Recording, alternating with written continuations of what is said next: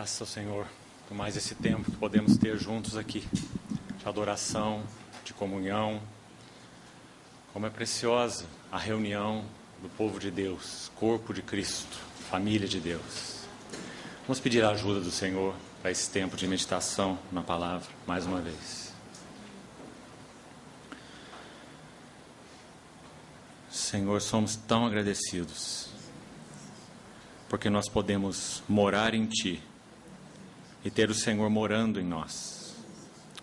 Que bendita união, que privilégio nosso.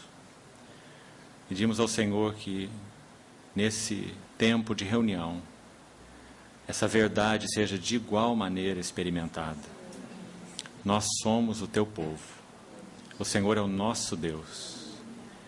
Senhor, nos ajuda nesse tempo. Envia o Teu socorro, envia a Tua habilitação, envia Tuas provisões, envia o Teu equipamento para tudo que é necessário nessa noite de reunião. Queremos tocar o Senhor mesmo, queremos ouvir Tua voz, confiados na promessa de que nós seríamos todos por Ti mesmo ensinados. Tem misericórdia de nós e pela Tua fidelidade, usa esse tempo para edificar a Tua igreja. Abre a Tua palavra, o Senhor mesmo. Tu és o Senhor e o Mestre. Abre a Tua palavra para nós. Somos Teus discípulos. Queremos aprender de Ti. Em nome de Jesus pedimos. Amém. Antes de entrarmos no encargo dessa noite, eu preciso fazer uma correção aqui. Quando citávamos ontem Gênesis 24, eu disse que Labão era o pai de Rebeca. Labão é irmão de Rebeca, que estava ali na casa quando ele mesmo saiu ao encontro de Eliezer, o servo de Abraão. O pai de Rebeca se chama Betuel. Então, só para corrigirmos essa falha. Os irmãos me perdoem por isso. Vamos abrir nossas Bíblias no Evangelho de João. João, capítulo 14. Vamos seguir com o que nós, então, estamos compartilhando a respeito do ministério do Espírito Santo. João, capítulo 14, verso 17. João 14, 17. O Espírito da verdade, que o mundo não pode receber, porque não o vê e nem o conhece. Vós o conheceis, porque ele habita convosco e estará em vós. Capítulo 15 do mesmo Evangelho, verso 26. João 15, 26.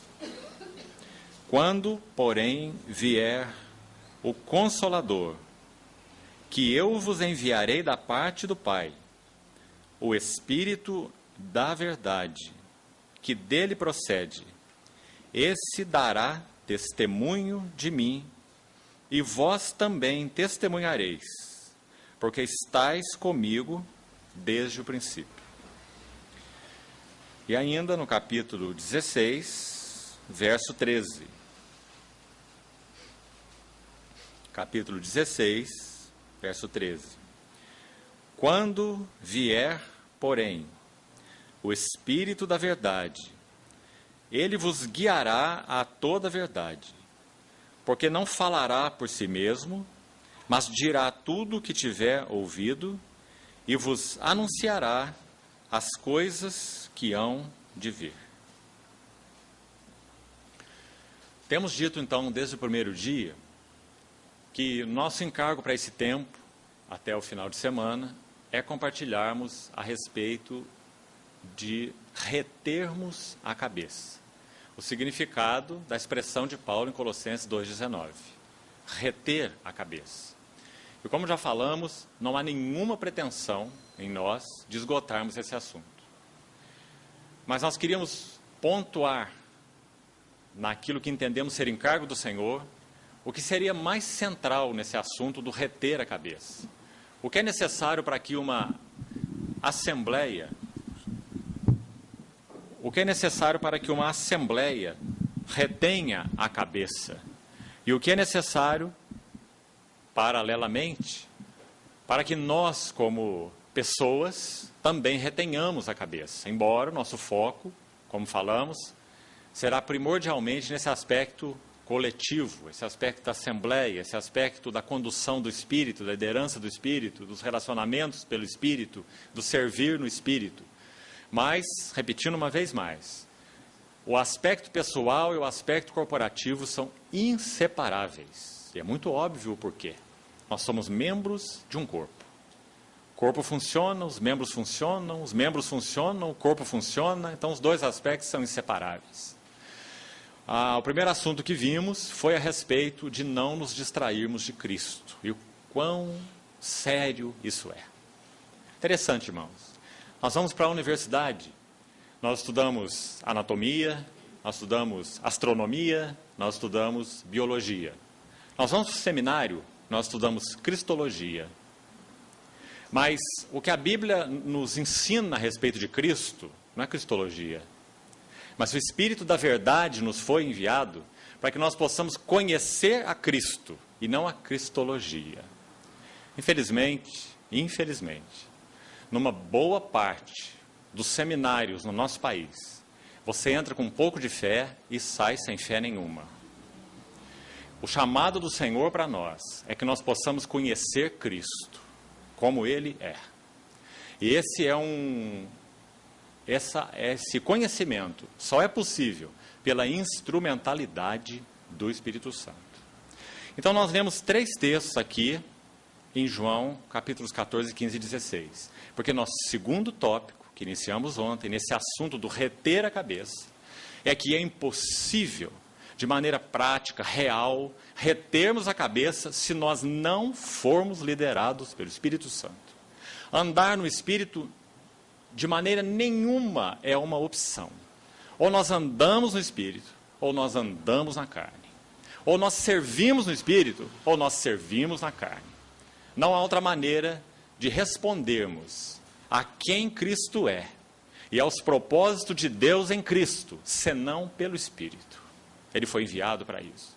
Então, irmãos, que necessidade temos que isso saia do texto, da teologia, da doutrina, isso seja uma realidade revelada aos nossos corações. A sublimidade, a necessariedade, a supremacia do ministério do Espírito Santo. Para que isso deixe de ser palavras, terminologia, e digo com toda reverência, deixe até mesmo de ser orações e passe a ser realidade. Não que nós não precisamos orar sobre isso. Quanto precisamos. Invocarmos ao Espírito Santo, orarmos pedindo a sua provisão, seu equipamento, sua assistência, seu ministério, sim, mas com realidade espiritual. Orando com realidade espiritual. Sabendo quem Ele é, o que Ele faz, e sabendo, por experiência, em realidade, de que tudo é inútil se Ele não estiver presente, se Ele não falar, se Ele não puder iluminar os olhos do nosso coração, se Ele não puder usar, seja o nosso intelecto, seja a nossa memória, mas Ele usar, para que nós não andemos por caminhos de especulações, de teologizações e de intelectualidades. Só o Espírito Santo pode nos livrar disso. Que o Senhor nos ajude, abra os nossos olhos. Há uma necessidade imensa da Igreja de Deus reconhecer o ministério do Espírito Santo e a necessidade dele. Nós estamos cheios de boas intenções, cheios de boa vontade, cheios de bons desejos, mas isso não edifica a Igreja de Deus. O edificador da Igreja de Deus, eu edificarei a minha igreja. E Ele o fez, Ele o faz pela instrumentalidade do Espírito Santo. Como vimos ontem, Ele apresentou o seu sangue a Deus e Ele derramou o seu óleo para a sua igreja. Para que então tudo aquilo que estava no propósito eterno do coração do Pai pudesse ser realizado pelo Espírito Santo, enviado do céu. Seguindo então, de onde paramos ontem, esses 3 textos têm muito a nos ajudar. Eu queria chamar a atenção para os destaques, em cada um deles, para os irmãos. Qual é o destaque do capítulo 14, verso 17?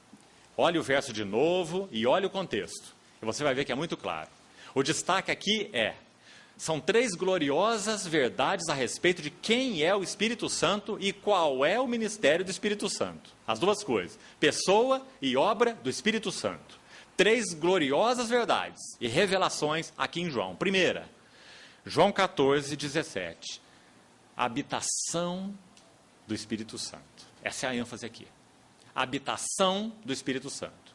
Quando o Senhor Jesus disse que esse Consolador habita convosco, ele está dizendo que ele próprio, no primeiro lugar, esse que é o Logos, o Verbo de Deus, ele era feito carne, o Consolador deles, ele próprio, era quem cuidava deles.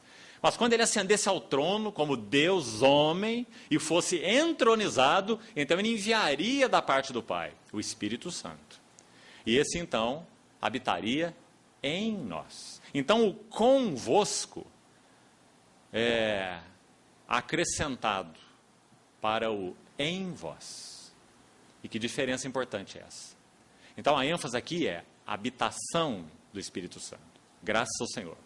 O Espírito Santo é espírito de habitação. Não é hóspede, não é visitante. Ele veio habitar. Quando no Pentecostes, Atos capítulo 2, também vimos ontem um pouco, ao cumprir-se o dia de Pentecostes. Quando o Pentecostes estava sendo cumprido. Então o Espírito Santo veio trazer a realidade espiritual daquilo que o Pentecostes tipificava. O que ele era? Era a festa das colheitas. 7 semanas contareis quando a foice começar na seara. Quando a foice começava na seara, primícias. Figura da ressurreição de Cristo, conforme 1 Coríntios 15. 7 semanas contareis, Pentecostes, a festa da colheita. Nele, o Espírito Santo foi derramado, como falamos ontem, para que a colheita de Deus estivesse assegurada. Então, ele é a garantia de que Deus obterá tudo o que ele planejou no seu eterno propósito. Então, esse Espírito veio como Espírito de habitação, para cumprir tudo aquilo que o Pai planejou no Filho. Espírito de habitação. Que maravilhoso privilégio esse. Ele veio morar.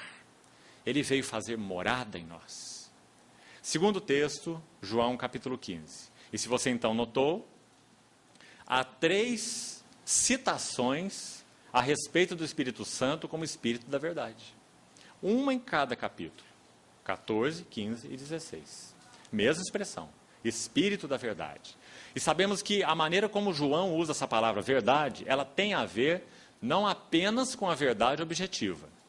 Inclui isso. Mas tem a ver, acima de tudo, com a realidade. Que, digamos então, é a verdade subjetiva. Uma coisa é a verdade objetiva. Outra coisa é a verdade como realidade subjetiva. Então, a ênfase maior de João é nesse segundo ponto.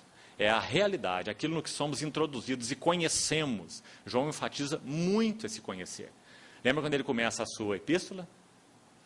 Apalpamos e vimos e contemplamos com respeito ao verbo de Deus. Esse é o conhecimento que João fala. É o conhecimento daqueles que viram, contemplaram, apalparam. Esse é o conhecimento de Deus no qual nós somos introduzidos pelo Espírito Santo. Não é um conhecimento intelectual. É um conhecimento de realidade. Inclui o aspecto intelectual, objetivo, mas acima de tudo é a realidade na qual nós fomos introduzidos. Então, em primeiro lugar, por que nós somos introduzidos na realidade? 3 vezes Espírito da realidade foi mencionado aí, como vimos. Espírito da realidade porque ele é Espírito de habitação, porque nós temos habitação do Espírito Santo, não é teoria alguma. O Espírito Santo veio fazer morada na casa do nosso ser e dos nossos corações. E como nós falamos isso cumpre a promessa tão especial do Velho Testamento. Ezequiel 36, de 26 a 28. A palavra diz assim: então eu aspergirei água pura sobre vós e ficareis purificados. De todas as vossas imundícies, de todos os vossos ídolos, eu vos purificarei. Dar-vos-ei um coração novo, um espírito novo, e porei dentro de vós o meu espírito. Para quê? Para que andeis os meus estatutos, observeis os meus juízos e os guardeis.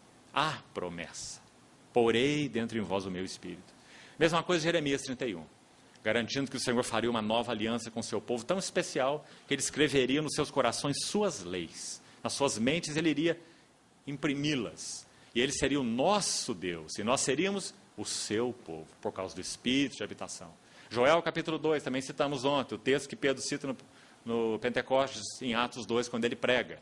Eu derramarei o meu Espírito sobre toda a carne. Então, todos aqueles resultados da presença do Espírito Santo derramado do céu. Então, ele não é uma promessa, ele é a promessa.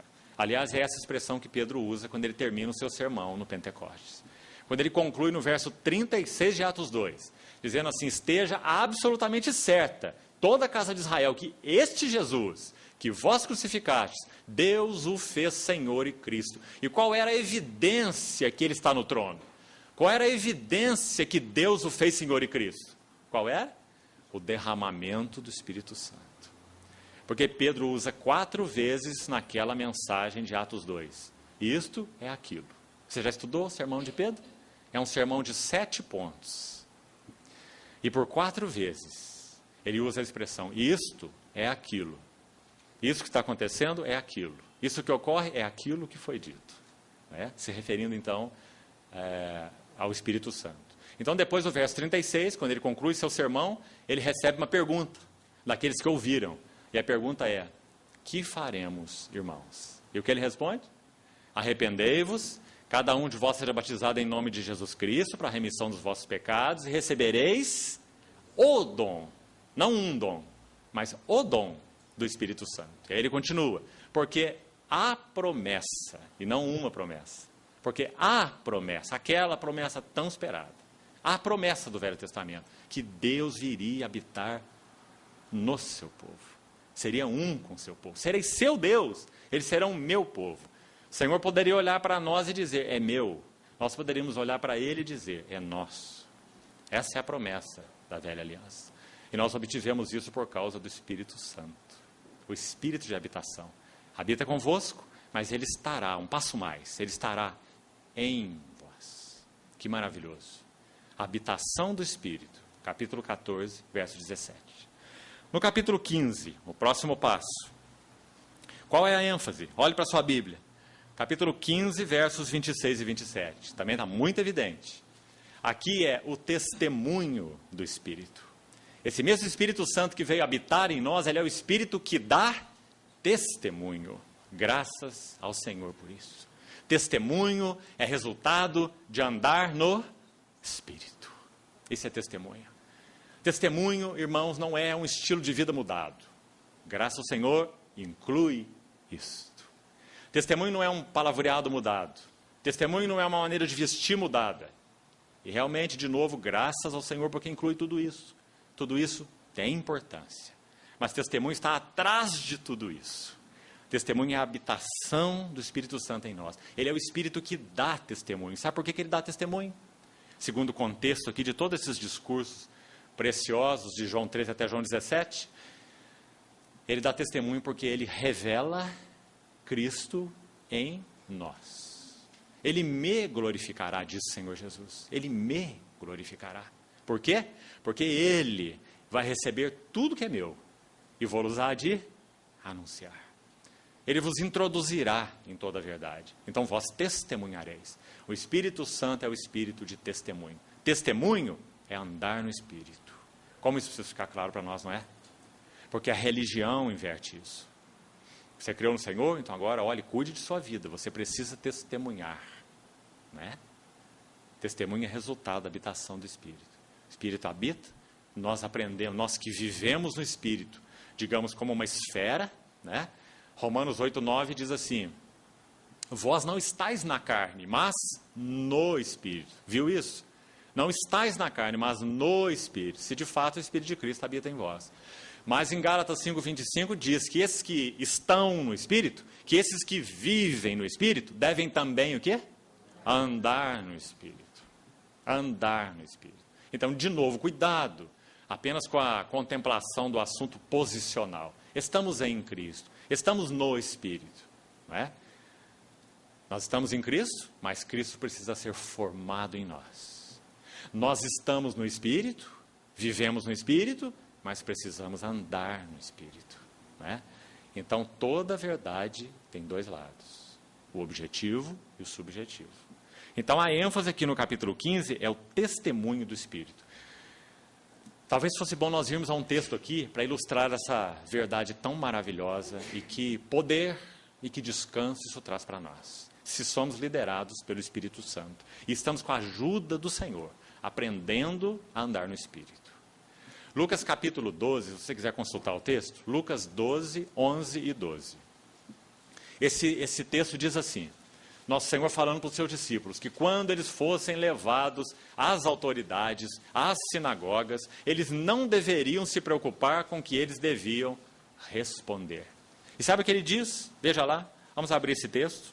Gostaria muito que você o visse. Olha o que ele diz no versículo seguinte. Lucas 12, 12. Preste atenção. Porque o Espírito Santo vos ensinará naquela mesma hora. Naquela mesma hora. Que frase encorajadora é essa? Sabe por quê? Quando nós olhamos os dias por vir, nós pensamos assim, Senhor, se nós tivermos que encarar os dias do anticristo, serão dias de grande tribulação. Talvez a igreja terá que contar o pão naquele dia, se nós tivermos que passar aqueles dias, se tivermos que passar por esse tempo. Mas nós estamos olhando para o anticristo, nós estamos olhando para Cristo. Então, se nós tivermos que passar por esses dias, qual é a promessa do Senhor? Versículo 11, vamos andar um passo para trás. Quando vos levarem às sinagogas e perante os governadores e as autoridades, não vos preocupeis. Por quê? Porque o espírito de habitação, João 14, é o espírito de testemunho, João 15. Vós testemunhareis, porque estáis comigo desde o princípio, ele disse para os 12. Quando ele derrama o seu espírito no Pentecostes, ali está um candeeiro de 120 lâmpadas apagadas. Um candeeiro apagado não serve para nada. Mas quando o Espírito Santo desce no Pentecostes, o Senhor, diz o texto, desceu uma língua de fogo sobre cada um deles. Você vê que interessante essa relação, uma língua de fogo? Você vê o candeeiro aí? Então, naquelas 120 lâmpadas apagadas, que aguardavam a promessa do Pai, que de mim ouvistes, como disse o Senhor Jesus, esperai em Jerusalém. As 120 lâmpadas foram acesas no dia de Pentecostes. Candeeiro, testemunho. Testemunho. Então, vós testemunhareis. Não vos preocupeis quanto ao modo por que respondereis, nem quanto às coisas que tiverdes de falar. Não é maravilhoso, irmão? Não é tremendamente encorajador?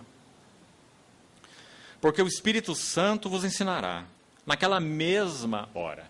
Ele não vai dar uma cartilha antes. Ele vai ensinar naquela mesma hora. Para aqueles que são guiados pelo Espírito de Deus, que têm sido ensinados pelo Espírito de Deus, que andam segundo o Espírito de Deus, porque ele é o Espírito de fortaleza. Isaías capítulo 11, os primeiros versos. Ele é o Espírito de fortaleza, ele é o Espírito de sabedoria, ele é o Espírito de conhecimento, ele é o Espírito de temor do Senhor. Né? Isaías 11 descreve aquele Espírito em 7 aspectos. Né? O Espírito Santo vos ensinará, naquela mesma hora, as coisas que deveis dizer. Então esse é o espírito de testemunho. Agora, veja a última menção que nós lemos. Vamos de novo, João 16. E aqui também é uma menção maravilhosa. Então no capítulo 14, a habitação do Espírito.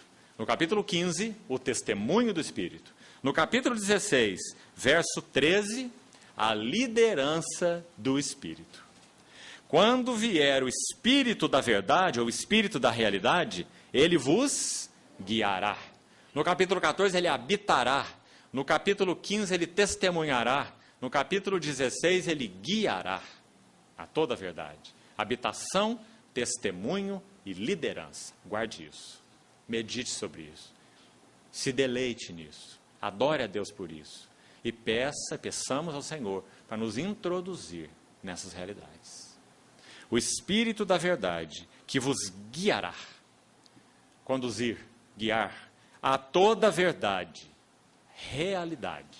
E aqui queria chamar a atenção dos irmãos para esse fato. O Espírito Santo é o único instrumento capaz de nos guiar à realidade espiritual. Se nós não somos conduzidos pelo Espírito, não há realidade espiritual no que fazemos. A reunião do povo de Deus é vã, se nós não temos uma atmosfera verdadeiramente espiritual. Se nós não temos sido conduzidos pelo Espírito. Se o Espírito Santo tem sido entristecido em nossas vidas. Se o Espírito Santo tem sido apagado em nossas vidas, como diz Efésios e Tessalonicenses. Então a reunião do povo de Deus é vã. Os relacionamentos do povo de Deus é vão. Nada edifica. O serviço do povo de Deus é vão, porque o único instrumento para realizarmos tudo isso é o Espírito da realidade, porque ele nos introduz na realidade. Irmãos, esse assunto de realidade espiritual é tão penetrante. 1 Coríntios capítulo 2, talvez precisemos agora buscar a ajuda desse texto. 1 Coríntios capítulo 2 é um capítulo tão especial nesse assunto do Espírito da realidade. Muito penetrante. A partir do verso 5, Paulo começa a falar sobre uma sabedoria que é desconhecida dos poderosos deste século. 1 Coríntios, capítulo 2, verso 5 em diante. Ele vai dizer que essa sabedoria nenhum dos poderosos deste século conheceu. Se eles a tivessem conhecido, jamais teriam crucificado o Senhor da glória. Agora, olhe para a sua Bíblia. Ele diz assim que sabedoria é essa que nenhum dos poderosos deste século conheceu. No verso seguinte, ele fala que essa sabedoria nem olhos viram. Versos 9, verso 10, nem ouvidos ouviram, e nem jamais penetrou em coração humano, porque é o que Deus tem preparado para aqueles que o amam. Esse é o verso 9, não é? Agora o verso 10 apresenta um contraste tão maravilhoso com o 9, porque o 9 é como um mistério selado, não é? Nem olhos viram, nem ouvidos ouviram, a gente jamais penetrou em coração humano. Mas o que diz o 10? O 10 entra com um maravilhoso Mas o quê? Mas Deus nolo revelou. Nolo o quê? O verso anterior. O que é esse nolo? Aquilo que foi citado no verso anterior. O que o olho não viu, o que o ouvido não ouviu e o que jamais penetrou no coração humano. Deus nolo. Qual a palavra agora? Revelou. Vamos parar um pouquinho nela, para que nós apreciemos o significado desse ponto que temos compartilhado, a liderança do Espírito Santo, para que tenhamos o real encabeçamento de Cristo, em realidade, não em teoria. Cristo é o Senhor, Cristo é o cabeça, em realidade, não apenas em confissão. Revelação. Deus nolo revelou. Irmão, creio que se você buscar no Novo Testamento, em especial no Novo Testamento, também no Velho, por exemplo, no Salmo 119, é um bom lugar para você consultar. Mas se você buscar, então, esses textos do Novo Testamento sobre revelação, onde ele contém essa palavra, revelação, e o Salmo 119, você facilmente vai chegar a uma conclusão. O que é revelação? Revelação é uma abertura do reino da realidade espiritual.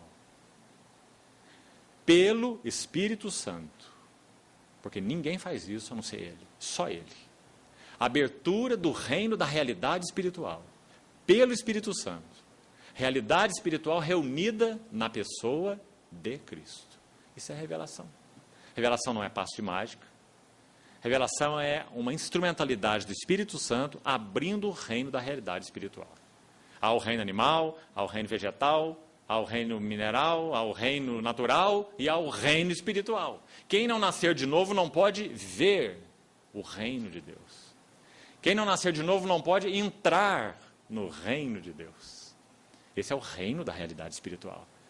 E segundo o contexto que nós estamos citando de João 3, quem que nos leva a ver o reino de Deus e a entrar no reino de Deus? Está muito claro lá, não está? Quem não nascer da água e do Espírito.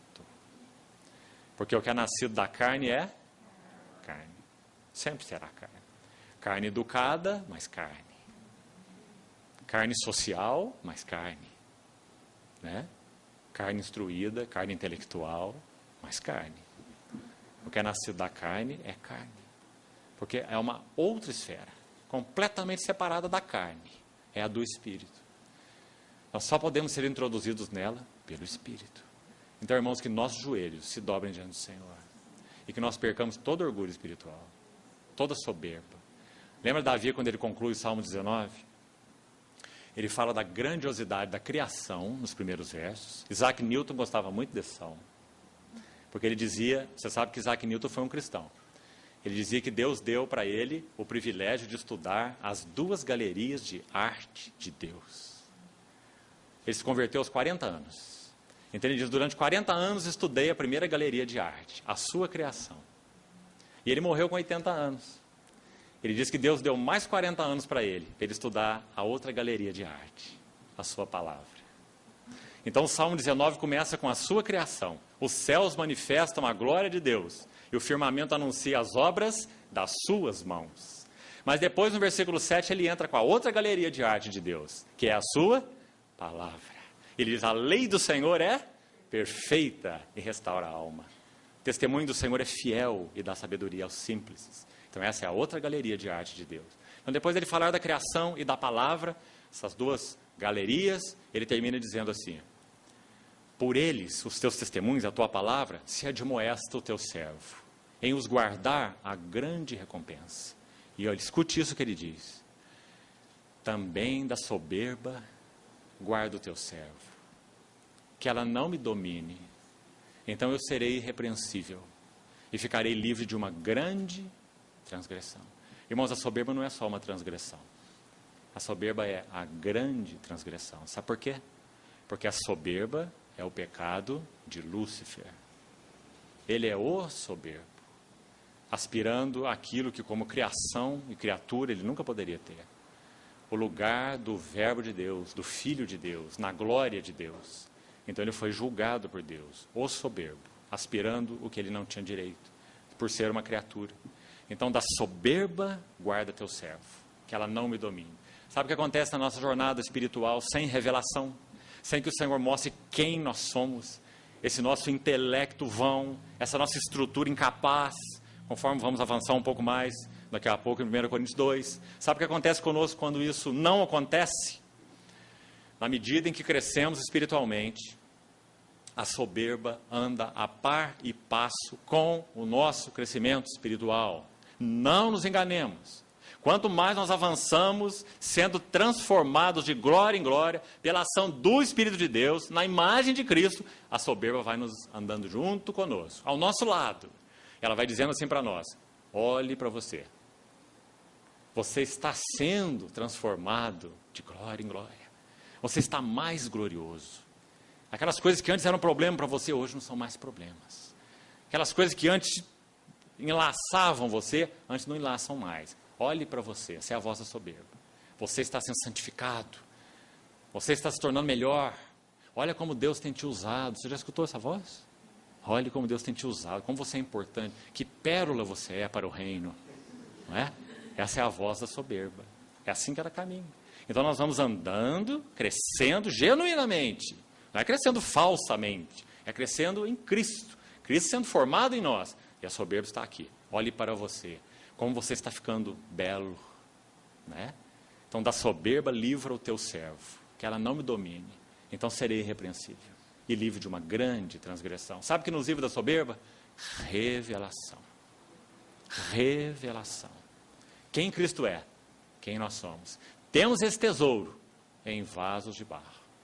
Sabe, irmão, nós não achamos, na verdade, que esse vaso é de barro. Nós não achamos. Achamos que o tesouro é um tesouro e o vaso é de ouro, para conter o tesouro. Mas o vaso sempre será vaso de barro. E você já pensou que a única maneira de um vaso de barro mostrar o tesouro que há dentro é uma só? É fazer aquilo que Maria fez com o vaso de alabastro em João capítulo 12. Diz a palavra que ela quebrou o vaso de alabastro. Ela derramou o perfume e ungiu o nosso Senhor. E sabe o que diz um dos evangelistas? Que o perfume do bálsamo, ele encheu toda a casa. Que maravilhoso. Sabemos que Betânia é como uma miniatura da igreja, não é? Nós queremos que esse perfume de Cristo encha toda a casa. Nós queremos que esse perfume de Cristo encha toda a igreja. Só tem um caminho. O vaso precisa ser quebrado. Enquanto ele não for quebrado, não há perfume para encher a igreja. No nosso intelecto não há perfume. Nas nossas boas intenções não há perfume. Nos nossos sentimentos não há perfume. Não é? O vaso precisa ser quebrado para que o perfume encha toda a casa. Deus nolo revelou. Revelação é a abertura pelo Espírito Santo do reino da realidade espiritual. Para que ele abre esse reino da realidade espiritual? para nos introduzir nele. Ele não coloca uma mesa de banquete e nos deixa passando fome olhando para ela. Essa é a pobreza da abordagem intelectual da palavra. Você, de alguma forma, consegue até ver coisas preciosas, mas não come nada. Porque esse alimento não é intelectual, esse alimento é espiritual. Então, Deus nolo revelou pelo Espírito. Porque esse Espírito, a todas as coisas, perscruta. Voltando ao texto, 1 Coríntios 2, 10 em diante. A tudo sonda, perscruta. A palavra significa conhece por dentro, perscruta. A todas as coisas ele perscruta. Veja mais, até mesmo as profundezas de Deus. Oh, irmãos, esse é o Espírito que veio habitar em nós. Santo privilégio. Espírito de habitação. Aquele que sonda as profundezas de Deus. Sabe que nós falamos que muitos eruditos, né, eles são muito rigorosos com Paulo. Eles acham que Paulo, já falei, ele tinha que ser mais didático, né? Que ele vai escrevendo o texto e fica assim muito perdido no que ele escreve, na ideia deles, não é? Mas Paulo era um adorador. Paulo não era um cristólogo. Paulo não estudava cristologia. Paulo conhecia Cristo. Então, quando ele escreve suas epístolas, em um dado momento ele para de escrever e começa a adorar. Vários momentos. Romanos 8, 31. Ele para de escrever e começa a adorar. Ele diz, que diremos, pois, à vista dessas coisas? Se Deus é por nós, quem será contra nós? Aquele que não poupou o seu próprio filho e entra naquele canto de adoração. Até o verso 39, lembra-se? Nem a morte, nem vida, nem anjos, nem poderes, nem altura, nem fome, nem nudez, nem espada, nem perigo. Menciona um monte de coisas, né? Somos mais que vencedores, por meio daquele que nos amou. Nada nos separará do amor de Cristo, né? Romanos 8. E ele escreve mais alguns capítulos, só mais 3. Aí de novo, no final do capítulo 11, ó profundidade da riqueza, tanto da sabedoria como do conhecimento de Deus. Quão insondáveis são os seus juízos, quão inescrutáveis são os seus caminhos. Quem conheceu a mente do Senhor? Quem deu conselho para ele? Quem que primeiro deu alguma coisa para ele para que ele tenha que restituir? Porque dele, por meio dele, para ele, são todas as coisas. A ele, pois, a glória eternamente. Esse era Paulo. Alguém conhecia Cristo por revelação. O amor de Cristo me constrange. Então, irmãos, esse é o ministério do Espírito Santo. Deus nolo revelou pelo Espírito, porque o Espírito tudo perscruta, até as profundezas de Deus. Então, ele vai seguindo aquele texto tão precioso sobre o ministério do Espírito Santo. Ele diz mais coisas. Ele diz, porque o homem natural, e aí estamos nós, com todo o nosso orgulho natural, de que somos, fazemos, temos e sabemos. O homem natural não entende. Que veredito esse, né? Irmão, vamos perguntar solenemente diante do Senhor. Até que altura, até que profundidade do nosso ser, nós já recebemos esse veredito. Até onde foi esse veredito? Ele já foi lá nas entranhas? Ou a faca está só aqui na pele por enquanto? A cirurgia, por enquanto, é só cirurgia plástica. O que o Senhor quer fazer é cirurgia cardíaca. Não é? Então, pense sobre isso. O homem natural não entende. E aqui estamos nós. O Senhor nos ajude. Para quando nós tomarmos a sua palavra, a nossa oração seja esta. Aquela de Paulo em Efésios 1,17. Deus vos conceda, no seu conhecimento, espírito do quê? Sabedoria e revelação. Do contrário, nada. Nada, nada. Só vaguear. Rodar em círculos. Na palavra. Mas sem tocá-la. Porque essa é a instrumentalidade do Espírito Santo. Se ele não fizer, nada. Então, irmãos, que necessidade andarmos no Espírito, vivermos uma vida agradável ao Senhor, não entristecermos o Espírito Santo, não apagarmos o Espírito Santo, aprendermos esse caminho de andar no Espírito. Então, o homem natural não entende, mas ainda não parou aí. Na sequência do texto, ele também vai dizer, o homem natural não aceita. Não aceita. Porque eles são loucura. E ele não pode entendê-las. Porque elas se discernem espiritualmente. Agora, eu também queria avançar um pouco mais esse texto, porque nós temos mais ajuda ainda aí, sobre o ministério do bendito Espírito Santo. Ele vai dizer assim, nós, porém, falamos, isso diz Paulo, nós, porém, falamos, não em palavras ensinadas pela sabedoria humana, mas ensinadas pelo Espírito, verso 14, 15, final do capítulo 2. Palavras ensinadas pelo Espírito. Agora, olhe para a sua Bíblia, por favor. Aí há uma expressão que diz assim, conferindo coisas espirituais com espirituais. Sim? Você localizou aí? Há uma versão que diz, comparando coisas espirituais com espirituais. 1 aos Coríntios 2, 13. Conferindo coisas espirituais com espirituais. Final do verso 13. Ou comparando coisas espirituais com espirituais. Então, se você for buscar qual é o significado disso aqui, porque temos que admitir que não é uma frase fácil, não é? Traduza isso aí na linguagem em português. Como é que você entende? O que significa isso? Paulo está dizendo, nós falamos com palavras ensinadas pelo Espírito, comparando as coisas espirituais com as coisas espirituais. O que isso quer dizer? Então, se você for buscar, for estudar, avaliar, você vai chegar à conclusão. Muito maravilhosa. O que Paulo disse, a linguagem aqui é, ele está dizendo que o Espírito Santo concedia para ele, porque ele disse, disso falamos, então ele está se referindo a esse ministério pelo Espírito que ele tinha, disso falamos, vestindo, comparando coisas espirituais com espirituais. A ideia é, vestindo em uma linguagem adequadamente espiritual, as verdades espirituais. Não é maravilhoso isso? Às vezes nós nos perguntamos assim, e penso que todos nós já tivemos essa experiência. Nós falamos assim, o Senhor falou tanto ao meu coração. O Senhor me concedeu o tocar a realidade espiritual. Mas eu não sei dizer para você exatamente nenhuma palavra do que o Senhor me falou. Né? Não sei explicar isso, não sei traduzir isso. Isso não é uma experiência de muitos de nós. Porque na medida em que a cruz opera em nós, não a cirurgia plástica, mas ela vai mais fundo.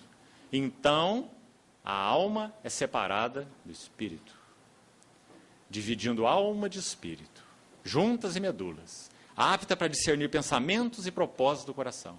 Então, na medida que o trabalho da cruz vai se aprofundando em nós, nós vamos conferindo coisas espirituais com espirituais. Em outras palavras, traduzindo a realidade do reino espiritual em linguagem espiritual.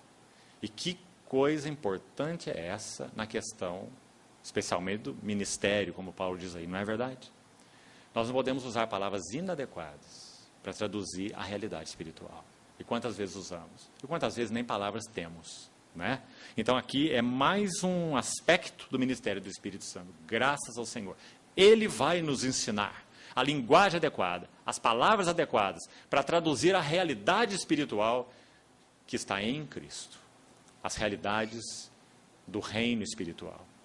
Essa é uma garantia que nós temos pelo ministério do Espírito Santo. Quanto mais a cruz nos dividir, separando alma de espírito, sondando nossas mentes e nossos corações. Quanto mais aprendemos a andar no Espírito, mais isso será a realidade, uma maravilhosa realidade. Porque então isso se traduzirá em eficiência, né? Com a ajuda do Espírito Santo. Então ele poderá operar através da linguagem, através das palavras, através desse comunicar, não é? Como ele fazia através de Paulo, dos seus cooperadores, de todos os apóstolos. Então essa é mais um resultado do ministério do Espírito Santo em nós, através de nós. Vamos para mais um texto. Romanos capítulo 8.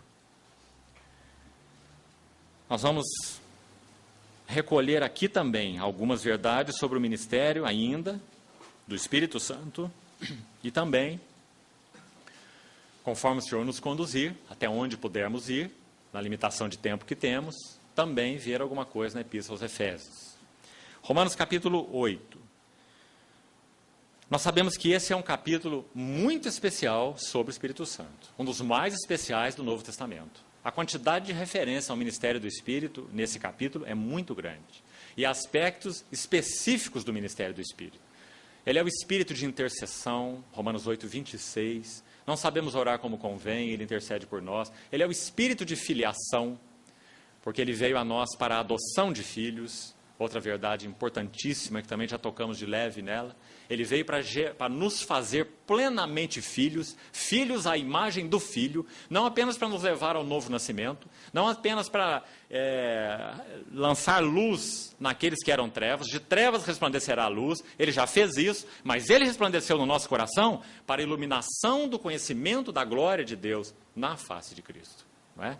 Em outras palavras, formar Cristo em nós, e não apenas lançar luz nas trevas. Então, muito do ministério do Espírito Santo é descrito nesse texto, mas eu queria chamar a atenção para um ou dois aspectos apenas nesse capítulo. Primeiro, versos 3 e 4. Muitíssimo importantes. O que fora impossível para a lei, porque ela estava enferma pela carne. O que foi impossível para a lei? Nos aperfeiçoar, nos salvar. Romanos 7 é muito claro. A lei jamais aperfeiçoou coisa alguma.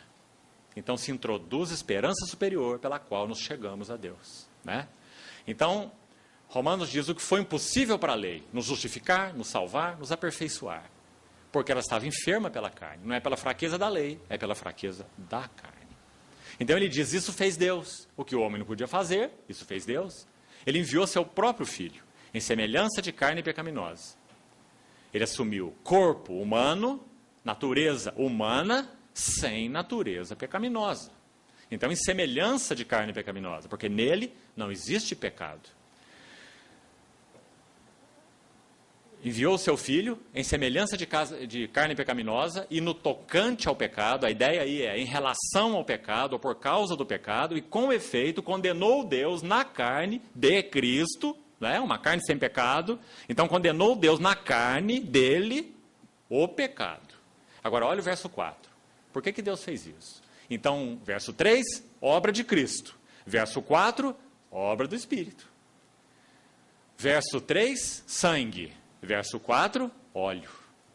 Então, por que Deus fez isso enviando seu Filho? Verso 4.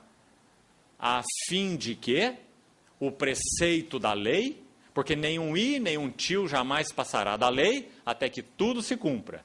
O fim da lei é Cristo, fim é cumprimento, para a justiça de todo aquele que crê. Né? Isso é justificação. Isso é Romanos 5, não é Romanos 8. Romanos 5 é justificação em Cristo. Romanos 8 é andar no Espírito. É para que tudo aquilo que é verdade em Cristo seja verdade em nós.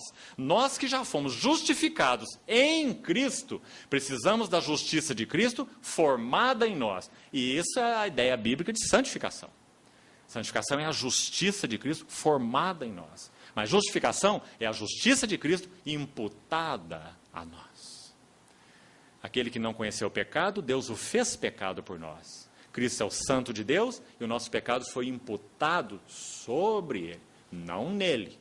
O pecado nunca se entrou em Cristo. Cristo não encarnou o pecado. Cuidado com as palavras. Ele assumiu o nosso pecado sobre ele. E da mesma maneira para conosco. Quando nós fomos justificados, nós éramos os injustos. E a justiça que Cristo cumpriu foi imputada sobre nós. Então, quando Deus nos olha, Ele nos olha debaixo da justiça de Cristo. Isso é justificação. Mas isso é apenas a porta. Agora, o Espírito Santo foi enviado para quê? Romanos 8,4. Para que o preceito da lei, para que a justiça da lei, para que a santidade da lei, ela se cumpra em nós. Como? Pela única maneira possível, que não andamos segundo a carne, mas segundo o Espírito. Então, irmãos, está aqui mais um aspecto precioso do ministério do Espírito Santo. Na medida em que andamos no Espírito, o preceito da lei se cumpre em nós. Em outras palavras, nós podemos agradar a Deus. Vamos colocar isso em palavras mais explícitas. Preceito da lei. Perguntaram para o Senhor Jesus qual era o maior mandamento da lei, ou como se resumiria a lei. Como ele respondeu? Que a lei toda se resume em: amarás o Senhor teu Deus de todo o teu coração, integralidade, toda a tua alma, todo o teu entendimento e todas as suas forças. Aí ele diz assim: e outro semelhante a este é. Sabe por que ele toma cuidado com essas palavras? Porque na verdade esse aspecto do amor funciona assim. Ele é regido pelo aspecto vertical. Se nós amamos a Deus com nosso coração, mente, alma, forças, Este aspecto horizontal, ele será inevitável, graças ao Senhor. Nós amaremos aos nossos irmãos. Então, por isso que ele diz, se resume nisso. Agora, vamos aplicar isso a esse verso. Então, o preceito da lei. Qual lei? O que é a lei? Amarás o Senhor teu Deus, de todo o teu coração. Irmãos, a única maneira do preceito da lei, amar a Deus de todo o coração.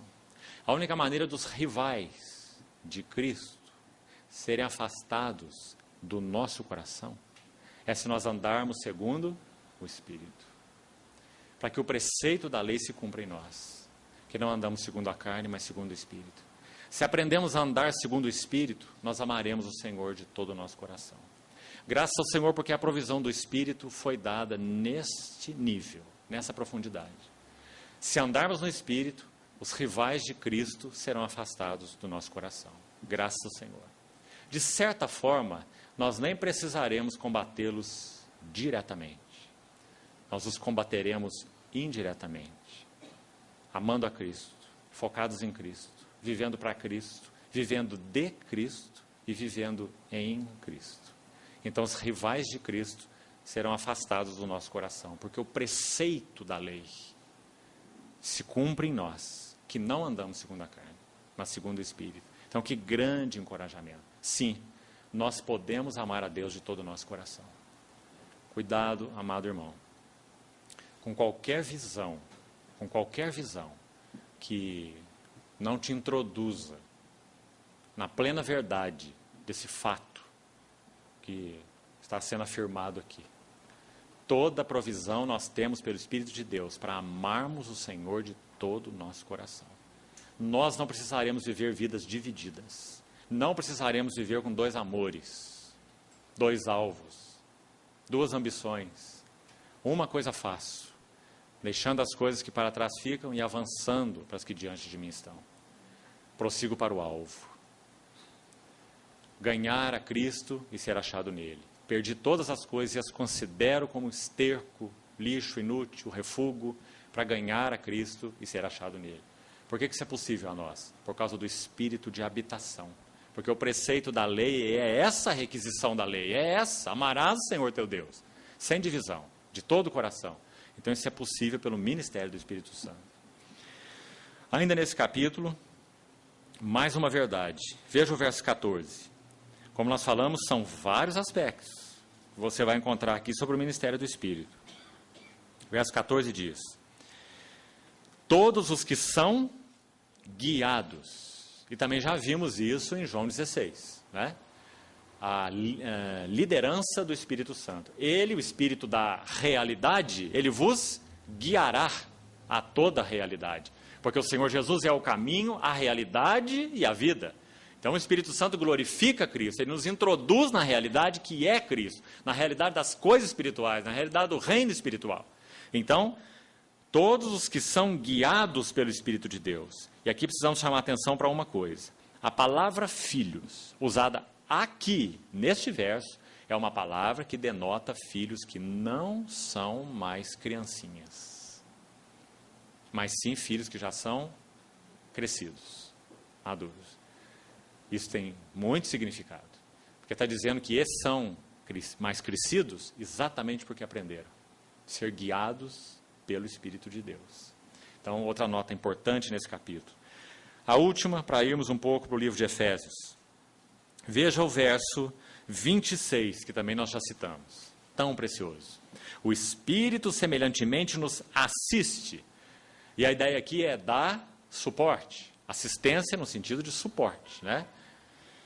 Em nossa fraqueza, porque não sabemos. Está aqui mais um veredito, que precisa ir fundo em nós.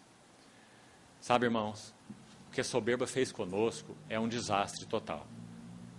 Muitas vezes nós somos apaixonados até pela nossa voz.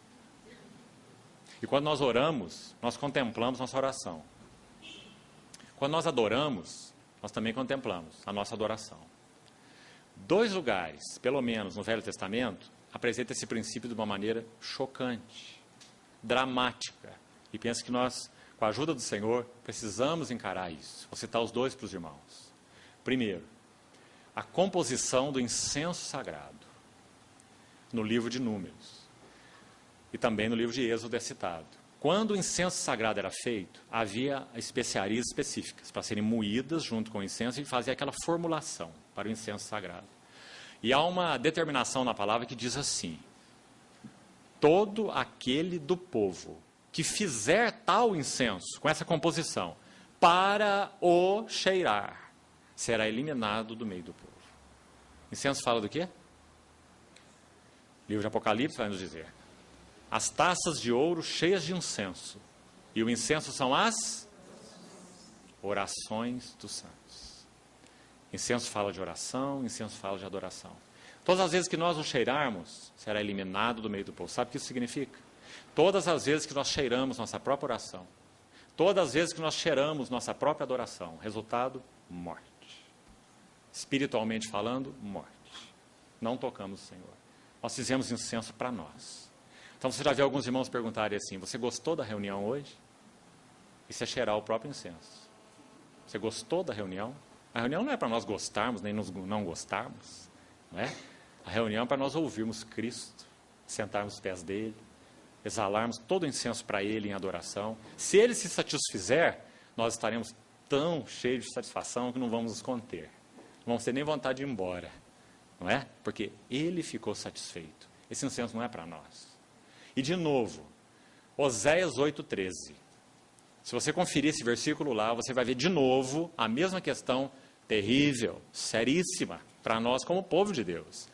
Oséias foi um profeta, mais um, que advertiu o povo duramente. E sabe o que ele diz nesse capítulo 8,13, Oséias? Ele fala assim, que o povo de Deus amava o sacrifício. Ou, em outras palavras, amava o culto. Amava oferecer sacrifício, amava levar lá os animais, amava oferecer aquilo teoricamente para Deus. Amam o sacrifício, por isso sacrificam. E ele termina dizendo assim: porque gostam da carne e a comem. Mas como termina o verso? Mas o Senhor não os aceita. Não é sério, irmão? Se nós não formos conduzidos pelo Espírito, esse vai ser o resultado. Nós amamos o culto e por isso cultuamos. Gostamos da carne e a comemos. Gostamos tanto de sentar e ouvir a palavra, gostamos tanto do louvor, gostamos tanto de ver uns aos outros, gostamos tanto disso, gostamos tanto daquilo, amam o sacrifício, por isso sacrificam. Gostam da carne e a comem, mas o Senhor não os aceita. Porque esse sacrifício não é oferecido para nós, é oferecido para Ele. Então, se o Espírito Santo não nos habilitar, nós não podemos cultuar a Deus de modo aceitável. Nós só podemos cultuar no Espírito. Os verdadeiros adoradores que o Pai busca, adorarão o Pai em espírito e em realidade. Então, irmãos, por isso nós falamos, essa sentença de morte precisa ir mais fundo nas nossas vidas, todos nós. Mais fundo, muito fundo, para que nós saibamos e recebamos esse veredito. Nada. A única coisa que agrada o Pai é Cristo. Cristo formado em nós, Cristo revelado a nós. Então, esse é um princípio muito importante. Por isso o Espírito nos assiste, nos dá suporte em nossa fraqueza, porque não sabemos orar como convém. Podemos achar que sabemos. Aprendemos a fraseologia, né? Aprendemos a maneira certa de falar, até entonação de voz nós aprendemos, não é? Quando você conhece assim vários irmãos, se reúnem em contextos diferentes, você vê como isso molda as pessoas. Como molda? Até o tom de voz, de maneira geral, de irmãos orarem é o mesmo, não é? Porque imitam uns aos outros. A fraseologia, a entonação, tudo. Não sabemos orar como convém, mas o mesmo Espírito intercede por nós, sobremaneira, com gemidos inexprimíveis. E aquele que sonda os corações sabe qual é a mente do Espírito. Porque é segundo a vontade de Deus que ele, o Espírito, intercede pelos santos. Qual é a vontade de Deus? Segundo esse contexto aqui. O Espírito Santo, quando nós oramos no Espírito, quando nós oramos pelo Espírito, Paulo em Efésios 6, quando ele termina de descrever a armadura de Deus, no verso 18 de Efésios 6, ele diz, orando no Espírito. Orando no Espírito. Nós podemos orar na carne. E frequentemente o fazemos, né? Então aqui está dizendo que quando nós oramos então no Espírito e pelo Espírito, que nos dá suporte em nossa fraqueza, ele ora segundo a vontade de Deus. Qual vontade? Está lá no verso 29. A vontade é que esses que ele predestinou, eles sejam conformados à imagem do seu Filho, para que ele seja o primogênito entre muitos irmãos. Então, graças ao Senhor pela habilitação do Espírito Santo na oração. Graças ao Senhor porque muitas das nossas orações não foram ouvidas. Graças ao Senhor. Há um salmo que diz assim: o Senhor concedeu o que eles queriam, se referindo ao povo no deserto quando pediu carne. O Senhor concedeu o que eles queriam, mas fez a sua alma definhar. Né? O problema quando oramos é que Deus às vezes responde. Né? Então quando nós orarmos, nós temos que orar adequadamente, em nome de Jesus, conhecendo a vontade de Deus. Porque quando nós oramos fora da vontade de Deus, muitas vezes Deus responde. Ele concede o que nós desejamos, para que aquilo sirva de disciplina para nós. Então o povo comeu carne, e os irmãos sabem o que aconteceu. Até a carne extravasar pelos dentes deles. Não trouxe nenhuma satisfação, trouxe morte e juízo. Não é? Então aqui de novo nós temos uma advertência solene. Nós temos que tomar cuidado com nossas palavras. A nossa primeira oração deve ser: Senhor, revela-nos a tua mente, o teu coração, para que nós possamos orar pelo Espírito. Oração não começa com falar. Oração começa com ouvir. Oração não começa na boca, começa no ouvido. Nós começamos a oração pela boca. Né? O carneiro da consagração, em Levítico 8, ele era um carneiro muito especial, né? Enquanto ele estava no pasto, ele era o carneiro que come grama. Mas a hora que ele foi separado para aquele sacrifício, ele ganhou um nome tão lindo. Se você fosse carneiro, você não gostaria de ter esse nome? O carneiro da consagração. Não é? Levítico 8 fala sobre ele. Levítico 8, 22. Quando esse carneiro era sacrificado, ele tinha um propósito específico. Ele não é carneiro de holocausto, não é carneiro de oferta pelo pecado, é carneiro da consagração. Ele vai tipificar a consagração. Por isso ele tem esse nome. Então o que é a consagração? Em primeiro lugar, a consagração é separação, porque aquele carneiro era morto. Morto. Tudo que nós consagramos ao Senhor, em primeiro lugar, ele mata, porque não tem valor em si mesmo para ele. Né? Então nós apresentamos nossos corpos como um sacrifício vivo. O que ele faz? Mata. Depois de matar, ele tira o couro. Isso é consagração. Ele esfola. Esfolar é tirar o couro. Por quê? Porque ele quer conhecer nossas entranhas. Isso não é maravilhoso, irmãos? Nossa vida é hipócrita porque nossas entranhas são encobertas. Mas quando nossas entranhas são descobertas, à luz daquele a quem temos de prestar contas, diante do qual todas as coisas estão nuas e patentes, então nós ganhamos integralidade espiritual. Então ele esfola, ele tira o couro. Depois de tirar o couro, ele abre no meio. E aí ele tira as entranhas. E conforme o sacrifício, ele faz uma coisa ou outra. Ele lava o rim, ele lava o fígado, queima uma parte, a outra parte é comida, conforme o sacrifício e conforme a finalidade. Alguns eram todos queimados, como o holocausto. Não é? E isso é consagração. Consagração, em primeiro lugar, é separação. É morte. Morte para aquilo que não é Deus. Morte para o mundo. Mortos, Romanos 6. Considerai-vos, pois, mortos para o pecado, mas vivos para Deus em Cristo Jesus. Isso é consagração. Mas tem mais. Aquele sangue, parte daquele sangue do animal era recolhido numa bacia. E aí vem a ordem da aplicação da morte, ou do sangue. Em primeiro lugar, o sangue era aplicado no lóbulo da orelha direita do sacerdote, o que significa que aqui começa o assunto da consagração. Depois era aplicado no polegar da mão direita. Tudo o que fazemos, tudo com o que nos envolvemos. Ah, irmão, quão sério é esse assunto da consagração. Que o Espírito de Deus nos ajude. Quanto nós nos envolvemos de coisas que não têm a ver com o Senhor. A maioria são lícitas, mas não nos convém. São lícitas, mas não edificam. São lícitas, mas nos dominam. Não é? Então, ouvido. E depois, polegar da mão direita. Obras, tudo o que fazemos. Inclusive obras para Deus, como costumamos chamar. Né? E depois o polegar do pé direito. O que significa isso? Caminhos. Todos os caminhos que nós andamos devem ser resultado da direção do Senhor que nós recebemos. Do contrário, não ande. Se você não sabe o que faz, não faça nada. Portas não são oportunidades. Portas são testes. O Senhor abre muitas portas para que nós não entremos por elas. Porque as portas revelam o nosso coração. Mas nós não pensamos assim. Nós pensamos que todas as portas abertas são bênçãos. Nem sempre. Muitas são maldição.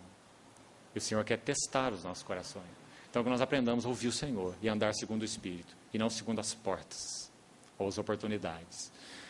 Então, graças ao Senhor, esse é mais um aspecto do ministério do Espírito Santo. Agora vamos mais uns minutos, nosso tempo está praticamente no fim. Vamos para um texto só mais na Epístola aos Efésios, e vamos ter que concluir aqui. Amanhã vamos, com a ajuda do Senhor, dar mais um passo no assunto de reter a Cristo como cabeça. Vamos para Efésios capítulo 4. E vamos ver alguns versículos a partir do verso 30, onde menciona mais uma vez o Espírito Santo nessa carta. Eu encorajaria os irmãos a fazer uma leitura da carta aos Efésios, observando quantas vezes o Espírito Santo é citado nela, porque é uma rica carta sobre o Espírito Santo.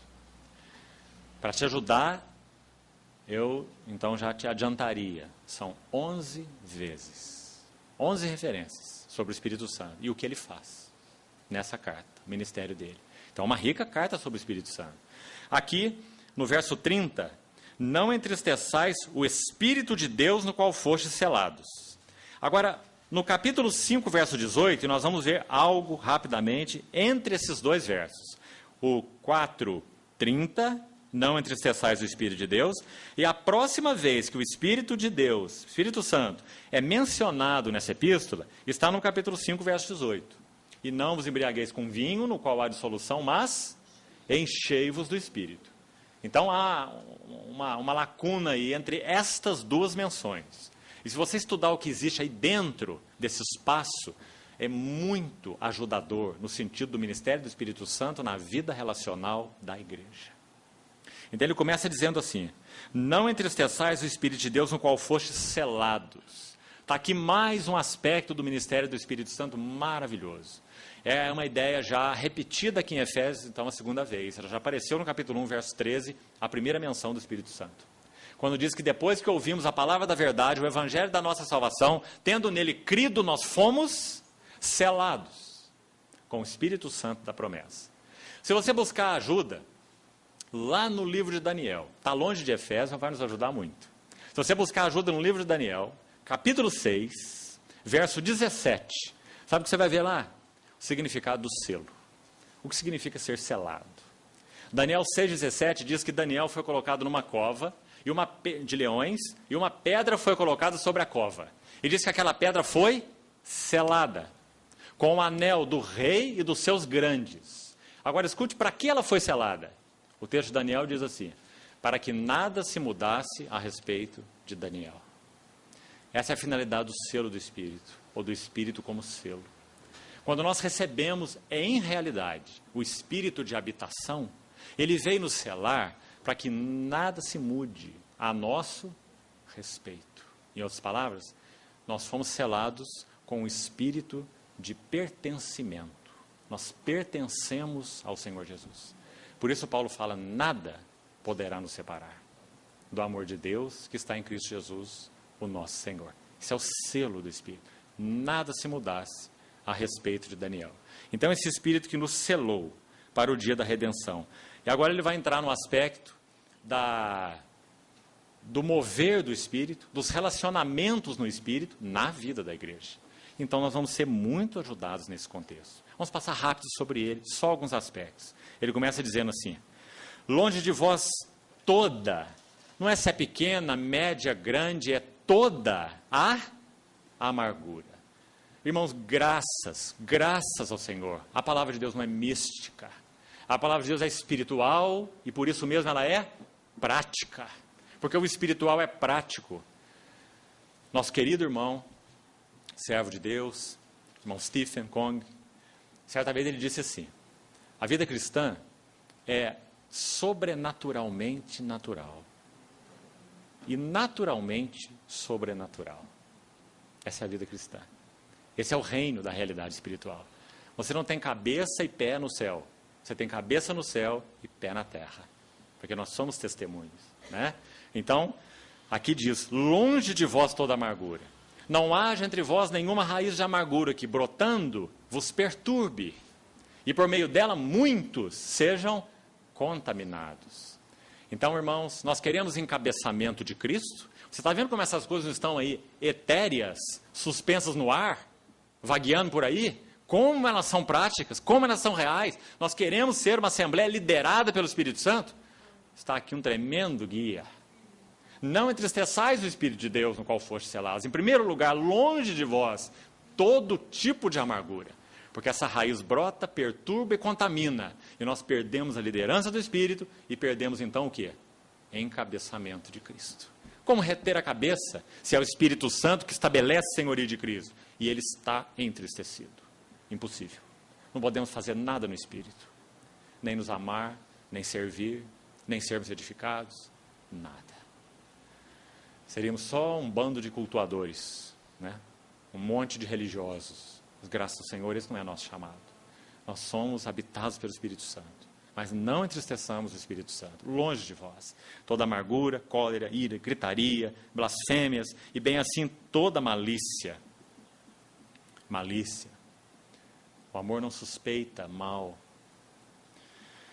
Antes, sede uns para com os outros. Aspectos negativos no 31, aspectos positivos no 32. Essa maneira do Mestre, Espírito Santo, ensinar. Ele sempre bate dos dois lados, né? Negativo e positivo. Sempre mantém esse equilíbrio, sempre. Então, longe de vós, tudo aquilo, antes, sede uns para com os outros benignos, compassivos, perdoando-os aos outros, como também Deus em Cristo perdoou, imitadores de Deus, como filhos amados, andai em amor. Nós vamos buscar essa ênfase aqui mais tarde, em outro passo, andar em amor. Versículo 3, vá olhando para a sua Bíblia, veja quanta ajuda nós recebemos, e sempre mantenha o foco nessa leitura, nesse prisma. Queremos ser liderados pelo Espírito Santo? Queremos ter o encabeçamento de Cristo na nossa vida, no nosso relacionamento e também nas nossas reuniões? Então o manual está na nossa mão. Não entristeçais o Espírito de Deus. Porque é Ele quem estabelece isso. Então, longe de vós, impudicícia. Impudicícia fala de imoralidade. Toda sorte de impurezas ou cobiça. Todas essas três palavras têm a ver com imoralidade. Impudicícia, impureza e cobiça. Nem sequer se nomeia entre vós como convém a santos. Nem uma conversa torpe. Palavra forte essa aqui. A palavra torpe no original, literalmente significa um cheiro que é um fedor, não é? Como aquele peixe estragado no mercado. Essa é a ideia da palavra torpe. Conversação suja, torpe. Nem palavras vãs, palavras vãs. Nós achamos que às vezes a primeira frase não nos inclui, né? Conversa suja, conversa torpe. Mas palavras vãs é uma coisa mais delicada. O que é a palavra vã? Não saia da vossa boca nenhuma palavra torpe, Paulo já disse nos versos anteriores, mas sim unicamente aquela que for boa para edificação. Sigamos as coisas da paz uns com os outros e as da edificação, ele diz em Romanos. Então, irmãos, nossos relacionamentos não são sociais. Nós seguimos as coisas da edificação, exortando-nos, encorajando-nos, admoestando-nos, né? Palavras vãs, chocarrice. Chocarrice é uma conversa sem graça, umas piadas picantes, coisas que não levam a nada, que não significam nada, que não tem conteúdo de nada. Isso é chocarrice, né? Quantas vezes nós confundimos comunhão com conversação? Quantas vezes nós achamos que fazer churrasco junto é comunhão? Comunhão é muito mais do que isso, né? Comunhão é algo em Cristo, no Espírito. Então, conversação torpe, palavras vãs, chocarrices, coisas essas inconvenientes. Antes, pelo contrário, ações de graças. E ele segue no texto, verso 8, ele diz, porque outrora eres trevas, porém agora sois luz no Senhor. Veja, sois, isso é fato. Mas o que vem na frente? De novo, andai. Andai como filhos da luz. Se nós somos o que somos, então andemos de acordo com o que somos. Porque o grande chamamento da vida cristã é nós nos tornarmos, na experiência, aquilo que nós já somos em Cristo. né? Esse paradoxo. Tornarmos-nos o que já somos. Nós desfrutamos as primícias daquilo que nós esperamos. Então, esse texto, entre as duas referências ao Espírito Santo, vão nos ajudar muito no assunto da liderança do Espírito Santo, para que Cristo possa ser cabeça no nosso reunir, no nosso relacionar, no nosso servir. Então, essas duas menções, 4:30 e 5:18, o que há entre elas é de muita ajuda no assunto da liderança do Espírito. E é claro que nós precisamos tomar esse texto e ir aos pés do Senhor. Sonda-me, ó Deus. O que em nossa vida, o que em minha vida, claro que essa oração é pessoal, mas também ela é corporativa. O que em minha vida, o que em nossa vida tem entristecido ao Espírito Santo. Tem oferecido resistência para que Ele possa fazer mais, ir mais longe, revelar mais, ganhar mais, formar mais, conquistar mais. Venha o Teu reino, faça-se a Tua vontade, aqui na terra, assim na terra, como ela é feita no céu. O Espírito de realidade foi enviado para isso, para trazer a realidade do reino do céu para nós aqui na terra. Irmãos, nos ajude o Senhor a contemplarmos isso. Graças ao Senhor, essas coisas não são teóricas. Graças ao Senhor, essas coisas não são doutrinárias. Graças ao Senhor, essas coisas são reais. Nós somos introduzidos no reino da realidade espiritual. Nós já vimos o reino. Nós já entramos no reino. Agora, andemos no reino. Porque para isso nós fomos chamados. Você lembra, concluindo, quando nosso Senhor Jesus, em Mateus 13, naquela parábola do semeador, depois que Ele propôs a parábola, a primeira parábola, que estabelece lá um princípio naquele capítulo, para todas as outras, Ele fala algo tão precioso. Para nós que pelo Espírito estamos sendo introduzidos no reino da realidade espiritual. Ele fala assim: bem-aventurados são os vossos olhos, porque veem, e os vossos ouvidos, porque ouvem. Muitos profetas e justos desejaram ver o que vedes e não viram. Desejaram ouvir o que ouvis, mas não ouviram. Nem Isaías, nem Jeremias, nem Davi, nem Abraão, nem Daniel ouviram nada do que nós ouvimos. Porque Deus nos falou no Filho, a quem constituiu o herdeiro de todas as coisas. Então Ele diz: bem-aventurados são os vossos olhos, porque veem, vossos ouvidos, porque ouvem. Graças ao Senhor, nós somos um povo de olhos abertos e de ouvidos abertos. Então ajude-nos o Senhor a conservar isso, honrando o Espírito Santo. Ele não é uma coisa, nem um poder, nem uma influência. Ele é pessoa divina. Ele veio habitar na igreja para nos introduzir no reino da realidade espiritual, habitando, dando testemunho e guiando a toda a verdade, porque Ele é o Espírito da verdade. Então, graças ao Senhor por isso. Amém. Vamos orar.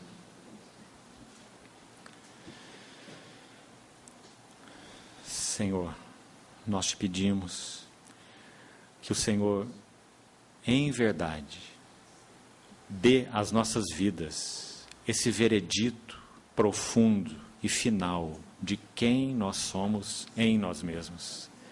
Ó Senhor, quanto carecemos disso. Quão iludidos nós somos quanto a nós, quão enganados, presunçosos, arrogantes e soberbos, pretensiosos. Senhor, nos ajuda, que esse Teu veredito pelo Espírito, pela Tua palavra, penetre fundo nos nossos corações, e que o Senhor grave em nós: sem mim, nada podeis fazer. Ajuda-nos, Senhor. Também nos ajuda, paralelamente, a descobrir o grandioso ministério do Espírito Santo, como Espírito que habita, como Espírito que dá testemunho e como Espírito que guia a toda a realidade. Introduz-nos, Senhor, mais profundamente no reino da realidade espiritual. Queremos viver a atmosfera desse reino, expressando quem o Senhor é, através das nossas vidas. Nos guia a toda a realidade. Nós te pedimos, confiadamente, em nome do Senhor Jesus. Amém.